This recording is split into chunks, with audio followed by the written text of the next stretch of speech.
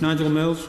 I rise as a reluctant supporter of devolving income tax to the different countries of the Union. I think it is one of those taxes where I agree with the sentiment of the Shadow Secretary of State that actually people all around the UK should feel they're paying the most important tax, the one that raises the most money into the UK pot and seeing that redistributed. But we are where we are, and we are looking at devolving income tax to Scotland. And I fear we're doing this with sort of one foot in each camp or something. I mean, we're part of it in this Parliament and part of it in the Scottish Parliament, and we'll end up in a real mess. Because I'm not sure how you can look where you can set the rate and the bands, but not the starting point, but not the actual rules. Because you can get situations where there is a particular policy issue in Scotland where the Scottish Parliament quite rightly wants to incentivise certain employment activities, certain income activities, but that's not a priority for the whole of the UK, perhaps due to scale or a different approach. But there will be no mechanism to use income tax in Scotland to actually promote that certain activity. I mean, you can think of an example where perhaps wanted to be a new tax relief for people working in the offshore oil and gas industry. Now, that may not be a priority for the whole of the UK, but perhaps it would be in Scotland. That actually can't be done. If you look through our income tax code, it is literally cluttered with examples of where we use the tax code to try and promote certain kind of behaviours. So I'm not sure, actually, we're going to enable the full and effective use of a tax code if we don't have the Parliament that's setting the rate and looking after local activities to be able to actually use those actual activities. The flip side will be tax avoidance on a certain loophole or something may become material for the Scottish Parliament on one piece of exploitation, but not material to the actual whole of the UK budget. So that may be extremely important in Scotland to get that one closed, but the UK may have several others which are ahead of it in the queue because it's not actually a large loss to the Westminster Parliament. So I think again you have a situation where an action that ought to be taken can actually be having a material impact in one part of the UK that won't get taken because of this strange disparity. I think what we ought to be doing is saying if we're going to start devolving taxes, we should step back and have a look at what a federal UK tax system would look like, work out what taxes you have which are federal, and which ones are devolved, and actually then try and have some consistency around Wales, Scotland, Northern Ireland, actually so he can have similar taxes being devolved in the same way, rather than having a piecemeal approach of corporation tax in Northern Ireland, income tax in Scotland, and all of those. I don't think actually anyone in the whole country will understand what Parliament they're paying what tax to and who has complete control of it. I think that means we actually won't get all the advantages out of this that we expect, people having the ownership and the accountability that my honourable friend was talking about in his speech. But I think what we're achieving here is not the sharing and the pooling that the Shadow Secretary of State wanted, not a coherent use of income tax that the SNP want, not the full devolution, which would make sense. We appear to be having a strange halfway fudge, which I think we may regret in a few years' time. I think it would be better to step back and try and get this right from the start, rather than try and find a way of clearing up a mess. And I can accept, and there always are, good reasons why the line's drawn where it is. And I think I can see examples. If you want to be very careful on tax avoidance through use of residency or pretend residency, and I can absolutely see if I'm working full-time in Scotland to get the Scottish rate, which may be higher or lower than the rest of the UK, I actually probably have to go and pretty much live in Scotland and work there full-time. I can't artificially achieve that, I suspect. If I have large dividend flows, I accept I could probably go and try and pretend I'm in Edinburgh or pretend I'm in London when I'm really in the other to try and get that tax advantage. So I can see why there's an attraction to having one UK-wide passive income tax rather than an active one. Owen. I'm grateful to the Honourable Gentleman giving me because he's raising the issue of what is known in my constituency as Willies, which is work in London but live in Edinburgh. And those are people who do take that trip down every Monday and go back on a Thursday evening. And the reason that the House of Commons Library is given for not devolving dividend income is particularly for that reason. So they couldn't push their money into dividend income and therefore take advantage of a differential rate. Yeah, as I was saying, I accept there's always reasons why you draw the line where you do, and trying to stop these tax avoidance things within a territory has to be a very powerful reason. But I think what that's left us here is a rather convoluted tax where we only devolving sort of half of part of it, which isn't a very sensible approach. I think it would be better to try and have a federal income tax which everyone in the UK paid at a lower rate than they pay now, which covered perhaps all passive income, and then have a devolved income tax, like they actually do in the US, where you have a state state income tax that can be credited against a federal one. I think that may actually be a better, more sustainable system than the actual one we have. So I can't vote for my honourable friend's amendment because he's only half fixing this problem. He's fixing the issue of the starting point, not the actual whole tax base. I sense it would be a bit of a rush to go for devolving the whole thing on one amendment in this place. I'm not sure I can vote for either of the two amendments, even though I think I agree with them, because I just think we are starting from the wrong position. We need to look at what a federal tax system could be. I will. He's making a very thoughtful speech, and I think he's got the ears of the Scottish National Party benches here. And he's absolutely right. It's a halfway house. What we're going to do is get this resolved, and that's what the Scottish people thought they were voting for when they voted for us in such numbers. Is there anything that he thinks he could do to persuade his right honourable friend, the Secretary of State, to listen to what Scotland voted for, to have the proper solution, and ensure that we do this right and we get what the Scottish people voted for just a few weeks ago? I'm grateful to him. I think I've tried to convince the Treasury Minister of various tax reforms for the last 5 years with somewhat limited success, I think I'd have to say. So I'm not sure my words will help, but I do think it is, if we're going to achieve a lasting settlement of our constitution, having these tax rules in the right place, everyone understands and believes them to be fair, is going to be extremely important. Because I don't think my constituents will understand how Scotland can set a different rate of income tax to that they pay. Yet Scottish MPs will still be able to vote on the English rate of income tax because actually it applies for a passive income and dividend income. I just suspect we're going to get into a constitutional nightmare. I can just foresee the situation where Scotland perhaps chooses a lower rate of income tax than we have in England. The English taxpayer will rightly or wrongly see a subsidy going from England to Scotland through the Barnett formula. Then the SNP MPs come here and vote for a higher rate of income tax than their constituents are actually paying. I think that is a sort of nightmare we would hate to see. We need to have a clear devolution of taxes and a clear devolution of responsibility, not what I fear is a kind of halfway fudge that we'll have to try and fix in a few years' time. Minister. Thank you, Mr Cosby. And could I start by agreeing with the honourable member for Edinburgh South that we should put on record our thoughts for those people who have been caught up in the events in Tunisia, and particularly those in Scotland who have perished. And although our debate has been curtailed today, it is quite right that that matter has been given such due consideration in this House. Can I also say to the Right Honourable Member for Orkney and Shetland that I have considered the various issues and examined the various issues that have been raised in the House in the first part of the committee stage, and that I will continue that approach as we proceed through today and the remaining 2 further days of committee. And of course, since if I make a little bit of progress, since the committee last met, I've had the opportunity to appear before the Devolution Full Powers Committee, to give it its full title, and to have had an opportunity to listen to their views and to set out the government's stance. That committee will obviously, and I can assure the honourable gentleman from Dundee, that committee will continue to play a full part in my consideration of the bill as it progresses through the House, and I've assured the convener of that.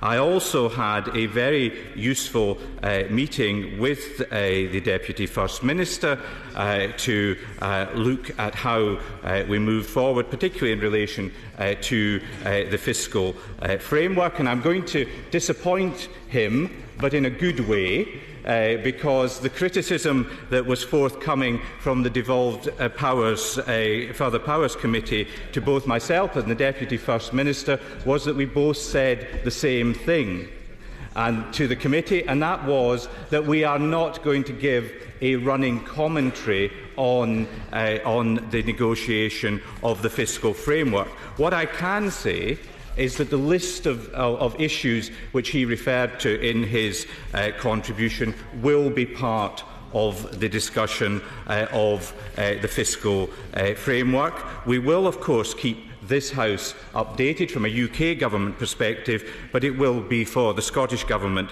to keep the Scottish Parliament updated.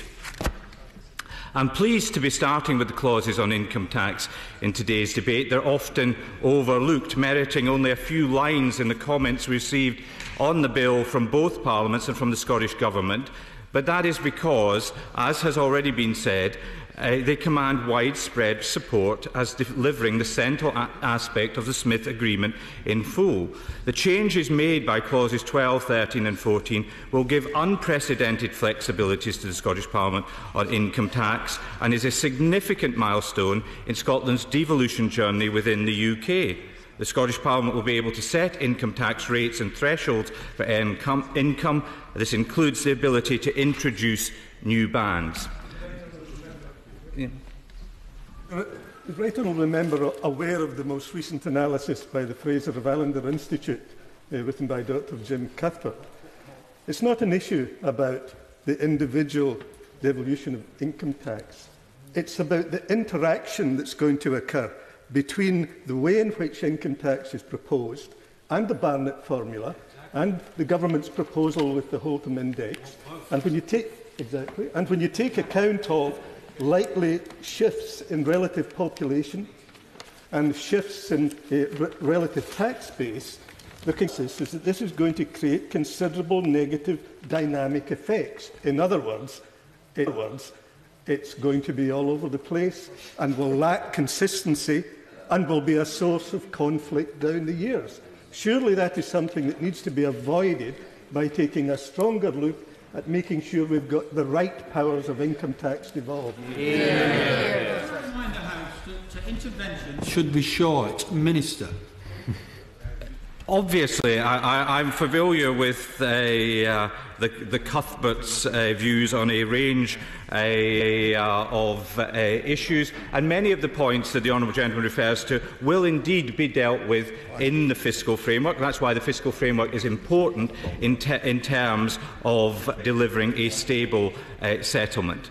The Scottish Parliament will retain the receipts from income tax that they are responsible for. This represents significant devolution of powers, with Scotland retaining around £11 billion of income tax receipts. This accounts for over 90% of income tax receipts collected in Scotland.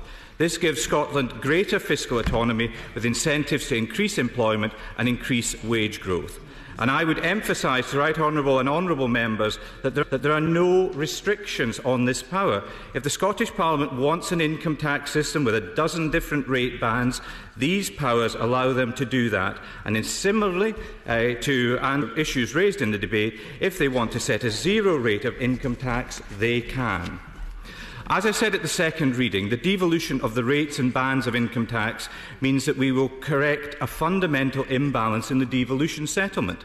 Since 1999, the Scottish Parliament has debated how public money should be spent, but not how it should be raised. The Scotland Act 2012 started to change that, giving the Scottish Parliament more tax-raising powers. The bill before us now goes much further. As things stand, the Scottish Government still receives the vast bulk of its budget in a block grant from this Parliament and chooses how to distribute that budget according to its priorities.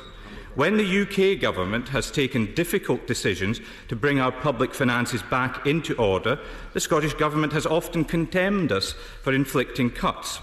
While I believe those spending reductions were necessary to secure our economy, and are far preferable to increasing taxation on working families in Scotland, it is true that the Scottish Government took a different view. The clauses under discussion today will allow them to do something about it. With control of the rates and bands of income tax in Scotland, the Scottish Parliament will raise over half of the money it spends. If the Scottish Government wants more money to spend on its priorities, like higher welfare payments, then it will be able to increase taxes in order to raise that money. But it will have to justify that spending to the hard-working men and women in Scotland who will be paying for it in their wages every month. I thank my good friend for letting me in. How could the Scottish Government ever be sure of its tax yield? Following on what you're saying, how could the Scottish Government ever be sure of its tax yield if another House sets the threshold?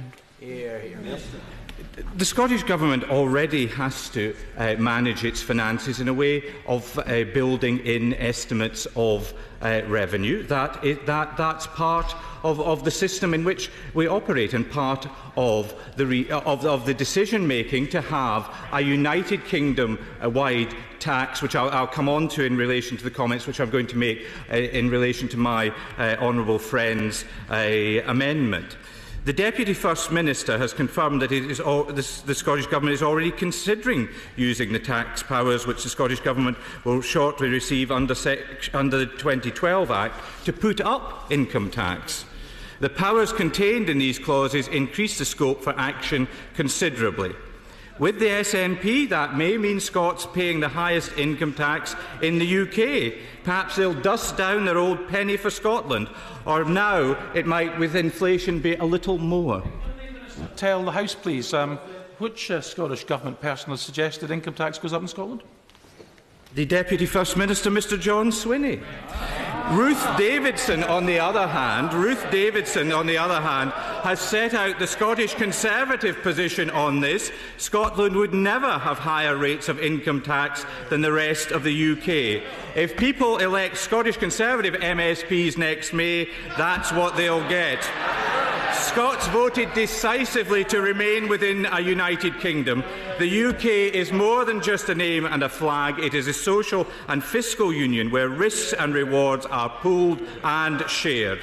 The Smith Commission looked closely at a range of tax powers and agreed on a package of devolution which enhances Scotland's place within the United Kingdom. It strikes the right balance, empowering the Scottish Parliament while maintaining the strength and coherence of the United Kingdom.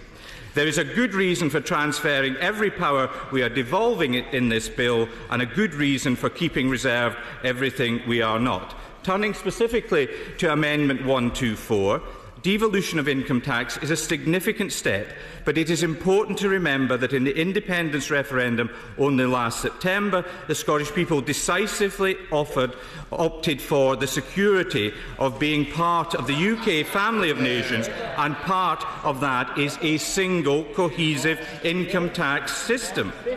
That is why HMRC will administer Scottish income tax for the Scottish Parliament as part of its UK-wide management of income tax, minimising the burdens on employers and individuals. It's also why the Smith Commission, which is important to remember yet again, all parties present in the Scottish Parliament signed up to, specifically decided, after careful consideration, not to devolve the personal allowance.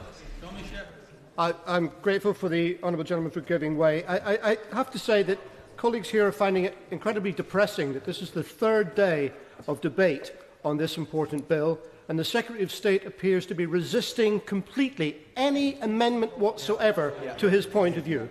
Can I ask, in what parallel universe is he living where he thinks that his party, with one representative in Scotland, that their will should prevail over the wishes of the majority of the electorate in Scotland who voted decisively for this party and for more powers? The world in which I live is where I have a very productive discussion with the Deputy First Minister of Scotland as to how we take forward particularly these financial measures to reach agreement on a package that will provide stability and financing for the Scottish Parliament within the United Kingdom, and that's what I am committed to considering to do. Of course, I will listen to amendments which are brought forward in this House, and that's what we are continuing to do today. And it's for those people. It is for those people who are proposing amendments to set forward the case as to why they should be accepted. I'm very grateful to my right honourable friend, because we're just dealing with my amendment, which is a threshold point, which is very important. If, as in Scotland, you generally have lower incomes, sure, the Scottish Parliament may want to address this problem for lower income people by lowering thresholds. That would be quite a logical thing to do, would it not?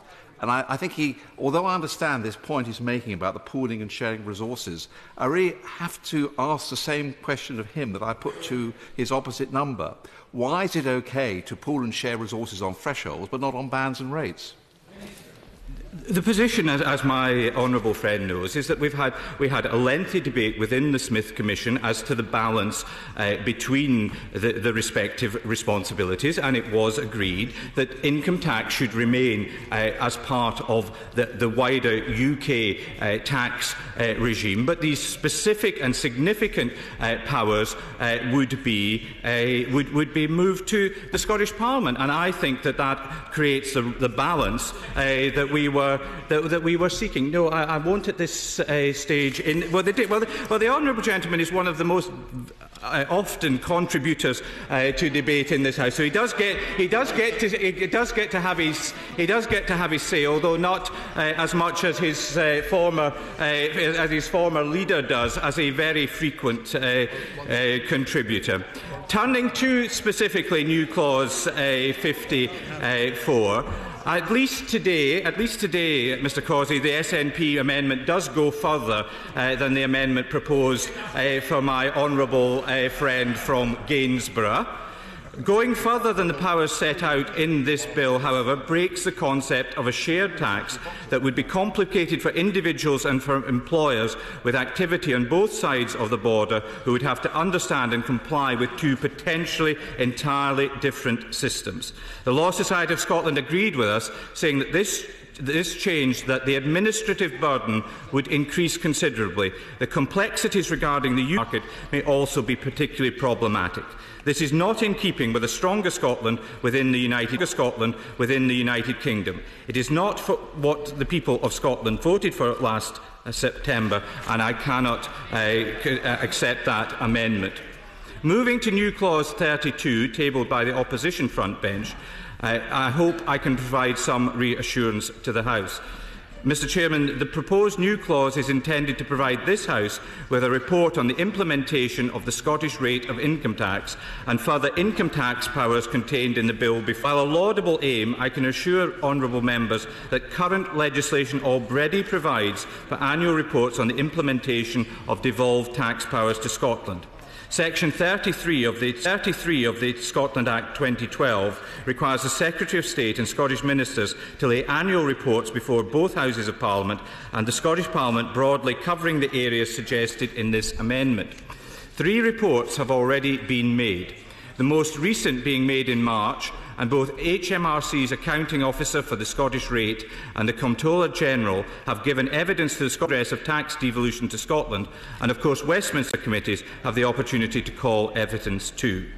Alongside this existing requirement, and to ensure that Parliament can have confidence in the implementation and operation of the Scottish rate, the Comptroller and the Auditor General is required to report annually on HMRC's administration of the Scottish rate. And I can also specifically respond to the honourable member for Edinburgh South that I am satisfied that adequate resources are being brought forward to deal with the issues related to the transfer of these powers to Scotland and HMRC's involvement. I would further assure members that reporting requirements are a feature of the negotiations currently underway between the two governments on the fiscal settlement that accompany this bill.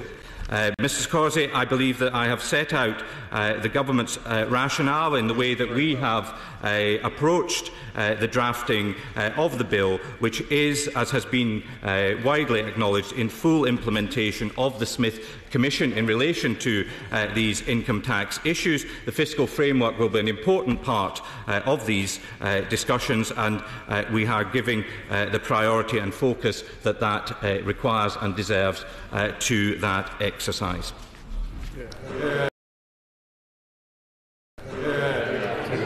Sir Edward Leigh. I beg to withdraw my amendment.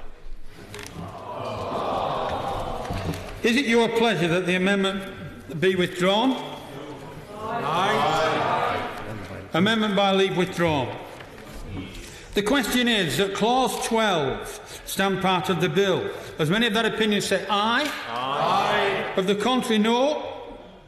I think the ayes have it. The ayes have it. The question is that Clause 13 stand part of the bill. As many of that opinion say aye. Aye. Of the contrary, no. I think the ayes have it. The ayes have it. The question is that clause 14 stand part of the bill. As many of that opinion say aye. Aye. Of the contrary, no. I think the ayes have it. The ayes have it.